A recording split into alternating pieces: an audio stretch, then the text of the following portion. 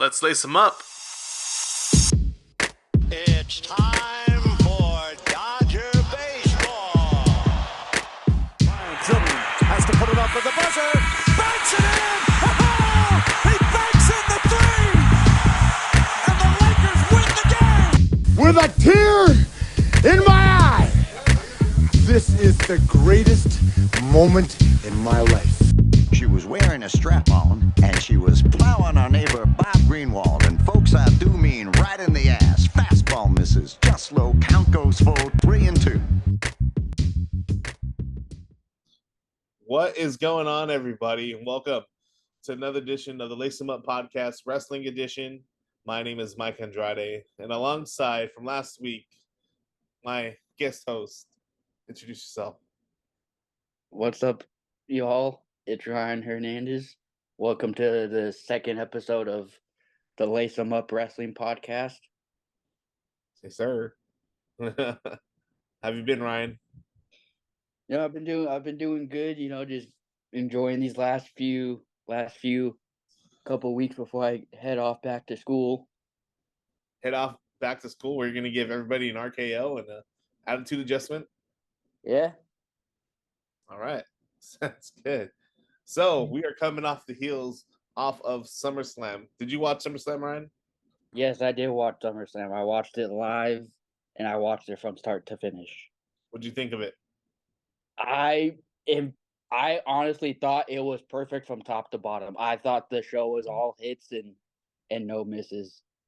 Yeah, I thought the same thing too. I think from top to bottom, each match hit. They delivered on what they were supposed to do. I don't think there was any bad match per se. People kind of crapped on the Bayley and Nia Jax match, but all things considered, I think that still was a good match. For me, the top matches from that show was CM Punk versus Drew McIntyre. That was the top match for me. Yeah, and I've seen a lot of people saying like, "Oh, that match wasn't great from a technical standpoint." It's like that wasn't the point of the match. It told a story, and that's what made the match great. Because sometimes for matches, you don't always need it to be a technical like showcase. Sometimes just telling a story goes a long way in a match. Exactly. Telling the story. This feud between Punk and McIntyre has been going on since basically CM Punk returned to WWE. So you talk about the better part of this year, mostly all of this year, 8 months.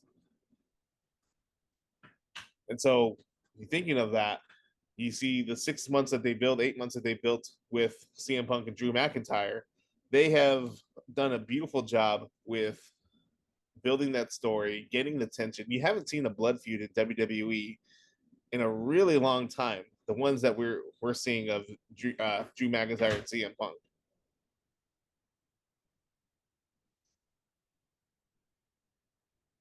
Ryan? Yeah, I agree. Punk and McIntyre feud has been, top feud of this entire year. Even when Punk was on the shelf and he was still able to, hype it up because of how good Punk is on the mic. That just give him a microphone and he'll make magic. Exactly. Yeah. And Drew has stepped up his game the last year or so. If you would have asked me a year ago, 2 years ago, that Drew McIntyre could be the top level heel that he is right now, I wouldn't think so, because I wouldn't have thought that his microphone skills, his promo skills were that top notch. But he has shown over the last year or so that he is incredible on the microphone. He is a great heel. So tops off to my hat is drawn out with respect to these guys. They've done a great job. So what do you think going forward for the WWE? Like, what do you think is going to happen over the next couple months? I definitely think at Bad Blood we see Punk versus McIntyre 2. Yep. Whether there's a stipulation or not, I think the match is gonna, live up to the expectations. Because I know everybody was like, "Oh, CM Punk's washed; he can't go anymore." But we saw in the match, like, nah, Punk can still go. Exactly. Sure, he may not be what he used to be, but he can still go. He can still put on a solid match when needed. So, and then Bash in Berlin's coming up. They already got confirmed 2 matches: Gunther versus Randy for the World Heavyweight Championship, and then Cody versus Kevin Owens for the WWE Championship. Exactly. I think those are going to be 2 solid matches. Then I guess what I saw earlier, a report has confirmed, or I think it's confirmed, that it's going to be Rhea Ripley and Damian Priest versus Liv Morgan and Dominic Mysterio at Bash in Berlin. Yeah. So see how that turns out. Mhm. And I definitely think we see Roman versus Solo, or if not Roman versus Solo, we'll see Roman versus a member of the Bloodline at Bash in Berlin. Yeah, I think you can definitely see all those matches per se. It's going to be interesting going forward with the Judgment Day, what they do with that. Is it going to? Are they still going to be hot with Finn Balor basically being the leader of the Judgment Day with Carlito and Dirty Dom and Liv Morgan? So it'll be interesting to see what they do with And that. don't forget JD McFunko Pop. Exactly. Yeah, so there's a lot of exciting things in WWE right now going forward, and you can fantasy book your way. So you can start fantasy booking your way to WrestleMania at this point. Because we're done with SummerSlam. Now we're starting to see what the mold is going to be heading into the biggest point of WWE season, which is heading into the road of WrestleMania. So definitely you could see the shapings of the Bloodline Civil War coming up at Survivor Series. Will The Rock get involved? Has Cody's. The Rock been behind this the entire time? I mean, it's possible. It's possible that they're going to book it like that. I think so. You could definitely probably see it coming. Maybe The Rock will be in Berlin. Who knows? Yeah. The Rock is done filming his movie, so I heard his schedule is all cleared up now. So Exactly. it's not a matter of if, it's just a matter of when will we see The Rock, Exactly. Because the final boss. Exactly, because The Rock went away, but he's not done with the storyline yet. So it's very possible that he can be behind the new bloodline with Solo Sikoa as the tribal chief. And remember, before he left, he did tell Cody, he's like, when I come back, I'm coming for that, referring to the WWE Championship. Exactly. Well, all things considered, it's a great time to be a wrestling fan in WWE. But today we are talking about the greatest of all time. My man, John Cena. We are going to go over his top 10 matches of his career, at least in our opinions. Exactly. So we are continuing the talk of John Cena. As last week, you should go out and listen to our podcast of John Cena's upcoming 2025 retirement. So if you haven't listened to that, definitely check that out. But Ryan, we have both created top 10 lists. And so let's get into it. What is your top 10? Well, let's go. We'll both talk about our number 10s. Okay? So what is yours? My number 10 is John Cena versus Edge at Unforgiven 2006 in their TLC match, because I think Cena and Edge had a great rivalry and feud for years, but I think out of all their matches, that was their top match. That's the one that always stood out to me from their rivalry. I think that's the match most fans think of when they think of John Cena versus Edge. That's funny because I have that match way down on my list. We're way down. Not gonna say what number, but I have it way down on my list. But I agree. I mean, that match is, I think, one of the first times that you really looked at John Cena in a different way. And I think that's when people started to see, like, wait, this guy actually can wrestle. Like, Exactly. because he used to get criticized and hear the chance of, oh, you can't wrestle. But, there's a reason JBL calls him Big Match John, because he steps up when it comes to big matches. Exactly. And that was one of the first times you really saw John Cena step up in a big way. My number 10 is John Cena versus Kevin Owens at the Elimination Chamber in 2015. So that match, to me, is one of the first times that you really saw John Cena be really giving with his career. And Kevin Owens coming in, he was NXT champion at that point. A couple weeks before that on Raw, Kevin Owens came in, interrupted John Cena. Well, actually, he didn't interrupt. It was a John Cena invitational, what he used to do with the United States Championship. And we all thought we were going to see Kevin Owens versus John Cena that night. But Kevin Owens was like, no. We're going to do it on my time. Still holding the NXT Championship. And they ended up doing it at the Elimination Chamber, which it was a banger of a match. And you saw the NXT champion Kevin Owens go over on the 16-time world champion John Cena, who was currently holding the United States title. So one of the first times that you saw John Cena be really giving with his career. And then, having Kevin Owens go over really set the stage for what has been a Hall of Fame career for Kevin Owens. Yeah, and it's, especially with that being Kevin Owens' first match on the main roster, and he beat Cena clean. It's like, that's, at least back then, that was like unheard of, because it's like, John Cena, he's the face of the company. He always goes over. So the fact that a new guy, the NXT champion, is going over, John Cena, it's just like, oh wow, like this guy has it, you know. But surprisingly, I do not have that match in my personal top 10. Really? But I do agree it is a amazing match. Yeah, definitely. And then you're right about that, because normally during the Vince McMahon era of WWE, you would always see if heels were going to win, they're going to go over cheating. They never got over cleanly with the top babyface. So for Kevin Owens to go over cleanly on the top babyface, not even the top babyface, the top guy in WWE at that time for the last 10 years at that point is really remarkable. So who is your number 9? My number 9 is John Cena versus Triple H at WrestleMania 22 for the WWE Championship. Okay. Yeah, elaborate on that. And I know, for guys like Cena and Triple H, who may not be the most technically sound and gifted wrestlers, I thought they gave us a really sound technical wrestling match at WrestleMania 22. And I think that was like in the midst of when they're like, oh, John Cena can't wrestle, blah blah blah, like, he can't hang with the top guys. And that was also another one of those matches where John Cena really stepped up and showed, like, no, when it matters most, I can go toe to toe with the best of them.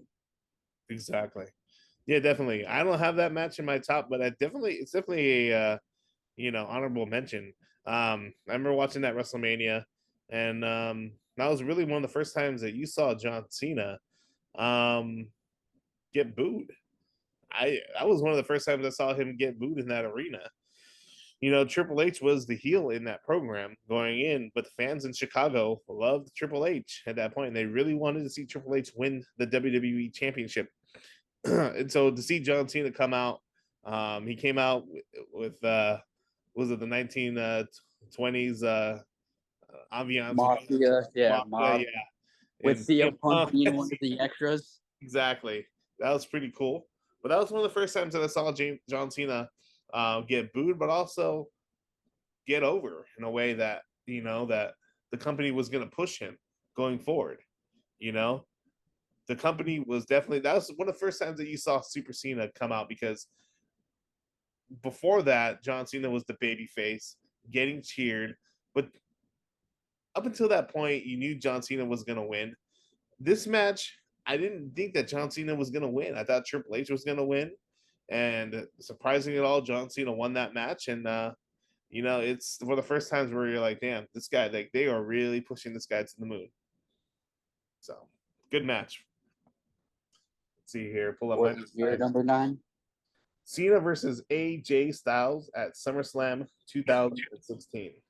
Oh, what a great match. Great match. I think so. We had saw John Cena versus AJ Styles at Money in the Bank previously, and just like the Kevin Owens situation, you had AJ Styles go over on John Cena during that match at Money in the Bank. but it wasn't cleanly. So going into SummerSlam, we all expected John Cena to get his comeuppance on AJ Styles.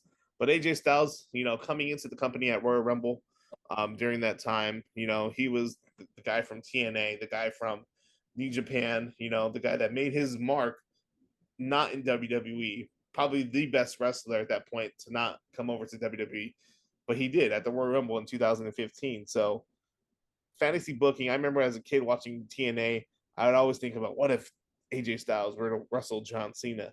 Now that fantasy match was taking place here at WWE at Money in the Bank. AJ Styles getting over. I think the OC helped AJ Styles win that match if my mind is not mistaken. And then you go into SummerSlam, AJ Styles and John Cena just put on an absolute banger of a match. And then WWE surprisingly has AJ Styles go over again. And that's really remarkable because you would think, WWE would want John Cena to get his comeuppance since he lost, he got cheated out of the win the month before. No, that's not the way it happened. They established a new big star in AJ Styles, and it really took AJ Styles to the next level in WWE. Right. Yeah, I definitely agree. I surprisingly do not have that match in my top 10. An honorable mention for sure. I do have a John Cena AJ Styles match in my top 10, but we'll get to that later. But yeah, and then my going into my number 8 match, I actually have John Cena versus Kevin Owens at Money in the Bank 2015. Okay. And the reason I have that match specifically is because that's when John Cena started pulling out moves you've never seen him pull off before. I remember when he hit a sunset flip power bomb, and the crowd was like, "Whoa, what?" And even the commentators were shocked, like, "Wait, what was that?" And I was shocked too. I was just like, I didn't know a guy like John Cena could pull off a move like that, because that is not an easy move to pull off, Not at all. especially with him being a powerhouse. It's not easy to pull off. But I like that match specifically because I think that's when we actually really started to see Cena really hit his stride as a technical wrestler. Yeah. Yeah, definitely. For about 10 years at that point, John Cena had been the mainstay in WWE, and people mocked him for having only 5 moves, the 5 moves of doom. But in the mid 2010s, up until maybe 2017, I feel like John Cena really hit his stride as a wrestler and probably was at the peak of his wrestling ability because he busted out during these matches. He busted out all kinds of moves that you would never see John Cena perform before. Yeah, he did a springboard stunner, hurricanranas, a springboard DDT, Yeah. a So Michinoku drivers. He's just it was just incredible to see, hey, like this guy, like most people kind of let the you can't wrestle get to them, but with a guy like Cena, it's like he took it and he ran with it. Exactly. So my number 8 will be John Cena versus Umaga at the Royal Rumble in 2007. I have that higher on my list. We'll get there in a bit. Yeah, that match, just simply put, was brutal. They beat the living fuck out of each other, and those guys just went at it in a way that we had seen Cena be an aggressive, brawling type before, but Umaga brought the best out of that in John Cena, and then so the ending of that match is what's most popular for that match is John Cena actually choked out Umaga with the rope, legitimately choked him out. Getting the win in that match. So thankfully Umaga was okay, but Cena's actually choked him out with the rope. So it's pretty crazy. All right. So number 7 on the list. What do you got, Ryan? I have John Cena versus Seth Rollins at SummerSlam 2015 in the title versus title match. And, that's when Seth wore his famous all white gear, which I hope someday we see again. Yep. But that match, like going into it, it had a powerful story. Here Seth was after, the heist of the century, cashing in, being WWE champion and being the guy. But, you have Cena saying, like, "You haven't proven that, you're the guy. You haven't really done anything to prove that you have it. You've had the authority on your back and stuff." So Cena challenges him, like, "You know what? Let's see if you got what it takes." And man, these two have amazing chemistry because they put on a classic match. It is like it was truly back and forth. Like it came down to like, oh my gosh, like who's going to win? Like it was actually unpredictable, Right. which is rare in WWE in certain matches. It's like, oh, it's so obvious this person's going to go over, but this was a match where it's like any either one of them could win, and it's just like what's it going to take for one guy to beat the other guy. So I just thought this was another one of Cena's best technical matches, and I think this was the start of people seeing that Seth is like that he's going to be a star. Right. Exactly. Yeah, no, that was a really, really good match at SummerSlam. My only gripe with it is that Jon Stewart got involved. I thought that didn't really make any sense, and Yeah, it his didn't make reason sense. for it was like stupid. But aside from that, I don't really. It did not take away how great the match was. The match was really good, and I agree. It was a stupid ending, as well. So my top 7 is John Cena versus Shawn Michaels at WrestleMania 23.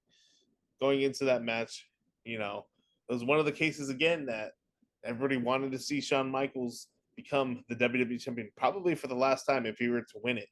And then you have John Cena coming out, making a spectacular entrance in the car, busting through the glass.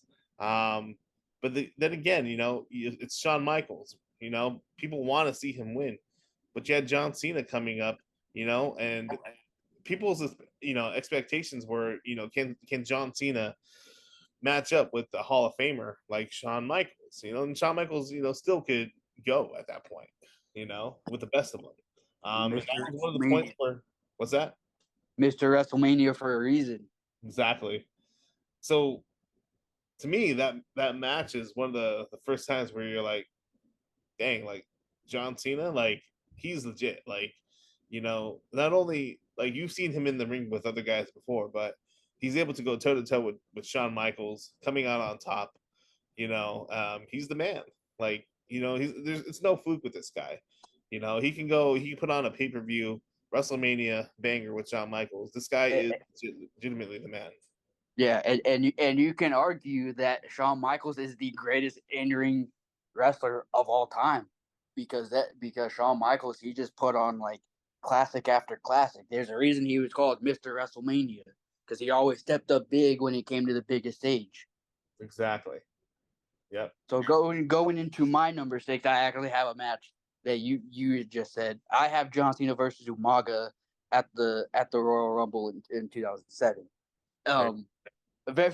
For reasons similar to yours, how Umaga really brought out the best in Cena, and I definitely thought, it was Umaga's best match of his career, and it really showed Umaga as a threat. But again, it's still solidified, Cena being like the guy, and the fact, and I consider because it was the last man standing match, correct? Yep, it was. Mm-hmm. I consider it to be the greatest last man standing match in history. Mm-hmm. Oh yeah, definitely. And I think going into it, fans are probably like, "Oh, Umaga's gonna destroy John Cena. Nobody can stop Umaga." And then who would have thought that two powerhouses like them would put on a classic?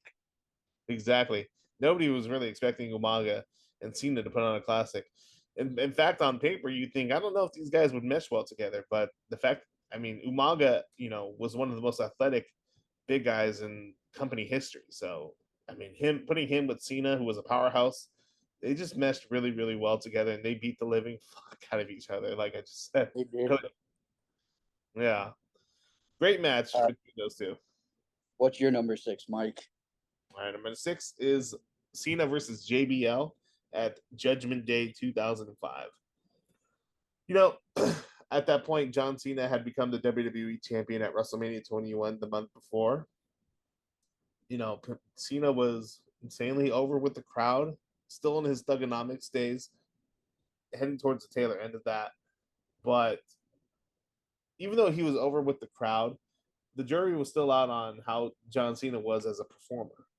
And I think in that match, you saw John Cena turn it up to a level which we hadn't seen before in terms of him being a brawler, the brutality of it. And he bled, both those men bled buckets during that match.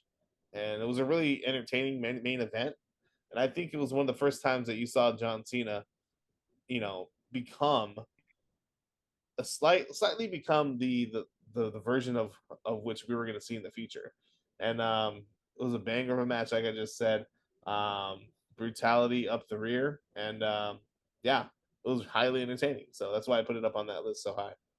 And I'm surprised I didn't put that on my list. But yeah, that is a great match. I definitely will have it as part of my honorable mentions. So going into the top 5 now of my top 10 John Cena matches. At number 5, I have John Cena versus Shawn Michaels at WrestleMania 23. A lot of reasons similar to yours. It's a very technically sound match. It really solidifies John is, like a legitimate wrestler, and it's like he's going head to head with arguably the greatest to ever do it inside the ring, and he gives the fans one classic main event. It is like that is how a WrestleMania main event match should be. Exactly. No, totally agree. Totally agree. So then my number 5 is Cena versus Kevin Owens at Battleground 2015. Like we just mentioned before, that match brought out Cena, which we had never seen John Cena perform ever. Both those guys doing insanely technical moves, and they meshed just so well together. That match, if you haven't watched that match, I highly encourage you to go back and watch that match, because that honestly, watching it, it's pro wrestling at its finest. You have the heel Kevin Owens doing everything he can to be a slime ball in that match. John Cena, being the babyface he was at that point. But both men just being incredible in the ring with each other, putting on art. I think it's just what pro wrestling is personified to be. It's art at its finest. Yeah, for sure. Kevin Owens and John Cena, they are the definition of what you would call wrestling soulmates. Those two had amazing chemistry. Those two never failed to put on a classic. Like they just meshed so well together. Like when you were watching John Cena versus Kevin Owens, you knew you were getting something great. You knew we were going to get something special. Exactly. Oh yeah. So my number 4 is John Cena versus Seth Rollins versus Brock Lesnar at Royal Rumble 2015 for the WWE Championship. Ooh, interesting choice. Which many people argue, and I definitely agree that it is arguably the best triple threat match of all time. Like, we already seen what Cena and Rollins can do, as technicians, but really seeing Brock, this is a side of Brock I don't think anybody's ever seen before. Yeah. Because he's known for being like this powerhouse. He's like, oh, he just beats people up. But no, this Brock actually showed no, he can wrestle too when it comes down to it. I just thought, the storytelling in the match was great. And I really thought it all 3 men shined and looked great. Even in defeat, I think Cena and Rollins looked like $1 million. I remember Brock Lesnar making his entrance to that match, and he just looked like a brick shithouse, dude. He looked so fucking you knew he was training. And a few months later, he would go back into the UFC, so you knew why. So my number 4, which is probably a little too high for some people, but it's John Cena versus AJ Styles at the Royal Rumble 2017. This is where John Cena gets number 16. He gets number 16. It's the culmination of a feud from the prior year. At that point, Cena hadn't beaten AJ Styles at that point, lost at Money in the Bank, lost at SummerSlam. They kind of went off into their different ways, but then they came back at the Royal Rumble. AJ Styles was WWE champion at that point, and if you thought the prior matches were great. You have to watch this match. This is probably John Cena's last great match, I would say. Like, in total, if you think about it, this is his last great match. And so, Cena being, at that point, a tenured veteran, you wouldn't think that maybe he would get to the level that he did, but he rose probably for the final time in his career that, to a level which you're thinking, man, this guy still has it. Like not only has it, but this guy's one of the best of all time. Yeah, I totally agree. I have that match. We'll get there in a second. If you thought maybe you ranked it a little too high, we'll see how people think where I put it. Okay. But going into my number 3, I have John Cena versus the Heartbreak Kid at Raw in London in 2007. This was a few weeks after the WrestleMania match, and this match went longer than it was originally supposed to. The match went a little bit over an hour, but these two men, like, if you thought they put on a classic at WrestleMania, they turned it up to 11 on in this match. They were just giving each other their best shots, and like the crowd was really into the match, which I really think helped, the feel of the match, because it's like a real big match feel if you get the crowd into it the entire time. Exactly. And we see Shawn Michaels get his comeuppance, and he hits Cena with the sweet chin music, and he does the tire thing where he just falls on top of him for the 1, 2, 3. But that was probably the greatest match in the history of Monday Night Raw. I absolutely agree, and I have that at my number 3 as well. Cena versus Michaels. Like I said, Cena and Michaels at WrestleMania 23. That was where Cena, put himself. You knew that Cena could compete with the best, but this match overtook that WrestleMania match, and it was 1 hour long, which I don't think it was planned to go that long, but they did it anyways. If I'm wrong, correct me. But the match went an hour long. It was basically an Iron Man match without it being called an Iron Man match. And then, those guys just put on an absolute banger of a match. Like, it's unquestionably probably the best match in Raw history. So, our number 2, what is yours? My number 2 is actually the match you had at your number 4, John Cena versus AJ Styles at the Royal Rumble 2017, which is my personal favorite match of John's, because it's not only where he wins, number 16, but it really shows how well AJ and Cena had, chemistry. Like, yeah, as you had said, if you thought their matches before were great, they turned it up to like 100 in this match. Both men were just going back and forth. AJ was pulling out moves we've never seen him do. Cena was pulling out moves we've never seen him do.